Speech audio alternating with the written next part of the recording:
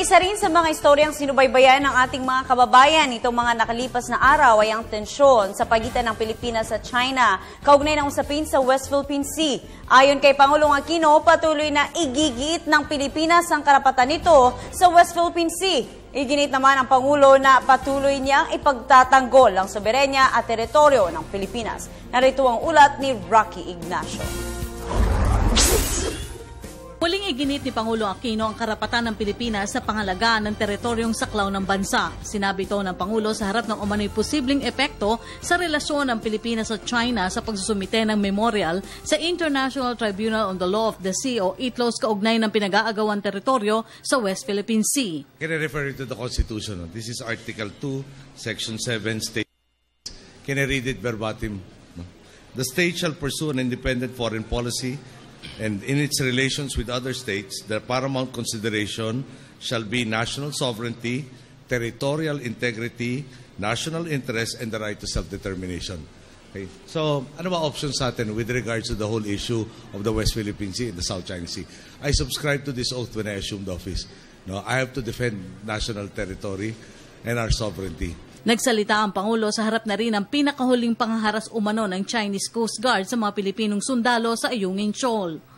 So we are not here to parang challenge China, to provoke them into any action, but I do believe that they should recognize we have the right naman to defend our own interests. And I think I should pay special tribute to the men of the AFP.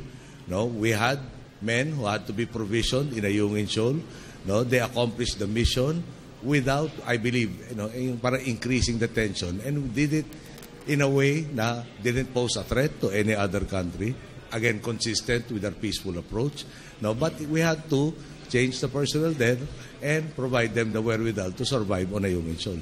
Pero nanindigan si Pangulo Aquino na ang batayan ng Pilipinas ay ang isinasaad ng United Nations on the Law of the Sea o UNCLOS. Batay sa UNCLOS, nakapaloob ang Ayungin Shoal at maging ang Bajo de Masinloc sa 200 nautical miles exclusive economic zones. So, meron rin tayong requirement na peaceful and rules-based. We went through arbitration primarily because that is a means to resolve the dispute na consistent with the policy na peaceful at saka in conformity with international law. Second, we are also trying the track of pushing the code of conduct.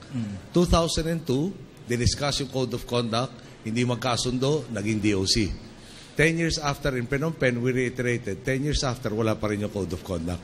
So, yung ano ba choices natin talaga dito? Ayungin Shoal is clearly within the 200 EEZ.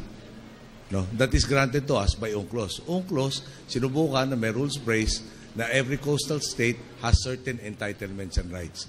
Nagkaroon ng ambiguity by yung counterclaims over the decades. And what we're trying to resolve is siguraduhin who is entitled to what are the rights of each one, what are the obligations of every state. Batay sa report, aabot sa may 4,000 pahina ang laman ng memorial ng Pilipinas sa International Tribunal. Bukod sa Pilipinas at China, may inaangkin sa lugar ang Taiwan, Brunei, Vietnam at Malaysia. Para sa Telebisyon ng Bayan, Rocky Ignacio.